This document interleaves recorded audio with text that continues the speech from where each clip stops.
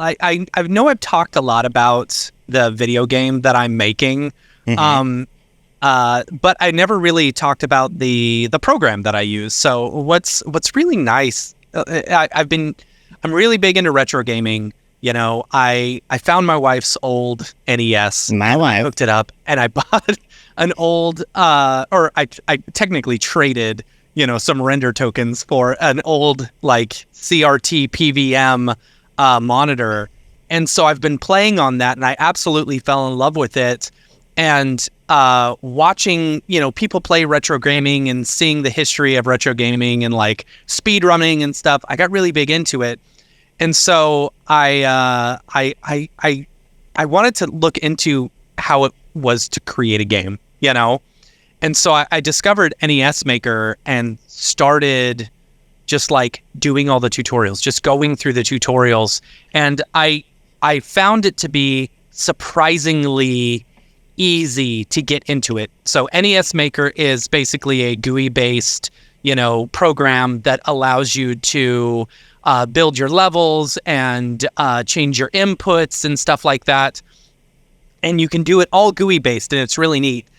So I picked up this program. So this is me actually. This is a video of me actually testing the game for the first time, and it's actually playing on original NES hardware. It was like such a huge point of pride, like being able to actually get it working. But you don't realize the limitations that come with building an NES game. First of all, it's built in assembly. That I'm not sure anyone actually uses assembly nowadays, but so you're actually coding all the stuff to assembly if you do actually go into the code, which you can, but you're actually building everything through, I bought a program called Pixaki for the iPad, which allows me to create all the sprites and everything that you would build for the game. And then getting into it, you don't realize how actually limiting it is. For the background colors, you're limited to 12 total colors out of, or 4 palettes of 3 colors plus a transparency out of 56 colors total, so you can only use 12 colors for the backgrounds and 12 colors for all your monsters and your character sprites and all your upgrades and coins and whatever. It's so incredibly limiting, but it allows you to, like, you have to learn to get creative with it. Right, and, right. It leads to creativity. Cool. Or, you have to figure it out. Like, if you go back and you watch some of these YouTube videos that I've seen where it's like, oh, these are some of the best designed NES games ever, and you're looking at them, and you're like, holy cow, it's amazing what people were able to create with such incredible limitations. And so this, for example, it's so cool because you're able to map the buttons, what you want to happen based off of the button input. So if you want to do the Konami code, you could do that as well, and the entire thing is built, let's see, you've got like an overworld and underworld, so you're building each of the individual levels to go along, and you can build different styles. You can build from top down, or what they call a Metrovania, or Metrovania? Castlevania? Yeah, it's like Metroid and Castlevania together, Metrovania, to where you can like go through all the different levels, and it's just one big thing. And it's really, really cool. So big shout out to the people over at NESMaker because they're doing some incredible work. I would love to get them on the show to just talk about this because this is absolutely incredible. And it's so cheap too. It's like $30 for the program. 100% worth it. Totally worth it. But yeah, go and check it out. That's Pixaki. Pixaki, I think, is $10 or $20 on the iPad. And you can create some mega cool stuff in it. And what's great about that is I was able to bring over my palettes, the 56 colors that I used in NESMaker. I was able to bring those all over as hex values. So I'm making sure that I'm using, just those palettes.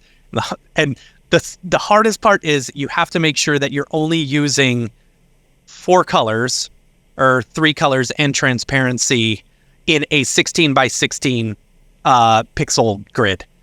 it's so limiting, but it's absolutely so much fun. Yeah, but it's got to be better than doing what do you call it? Midjourney, right? Because didn't you try that? I was talking to someone the other day, and they're like, "Well, can you just use Midjourney for some of the artwork?" Yeah, and it's like, yes, you Clinton can Jones, use Midjourney for right? the artwork in order to like get a general idea, but you've got to go through and you've got to color everything in order to get it into that same 12 color palette, 16 by 16 pixel grid. Mm-hmm. It's Midjourney does too good of a job, if that makes sense. They do too good of a job in making it look good, versus being able to put those limitations on. Right. So yeah, that's NESMaker. For y'all, if you're interested in building games, especially 2D side scrollers or something, in Unreal. So I went through all this training for NESMaker, and then I was like, well, let me see what it would take if I wanted to do this in Unreal. A lot of the steps are surprisingly similar. You're just not limited by the amount of colors and the amount of things, but creating your objects and your actions and stuff like that. It's all extremely similar. So, if you're interested in retro gaming, check it out. NESMaker. And speaking of Nintendo, there's a thing that's coming out. It's like a what would you call it? It's a what do you call the thing? A cart or something like that. Yeah. A cart, right? Yeah. And it goes inside of the Switch, but then you put an SD card inside of it, and it will load, side load, whatever it is. Just any game you want, I guess. I'm assuming that Nintendo is very upset about this. Yeah, I don't know. There are certain cases or certain docks that you can buy that have the attachments that go inside of the Switch to where you can actually side load 4 games all at once. So I don't know how similar this is versus if it's just used for piracy. Right. I don't know. Yeah.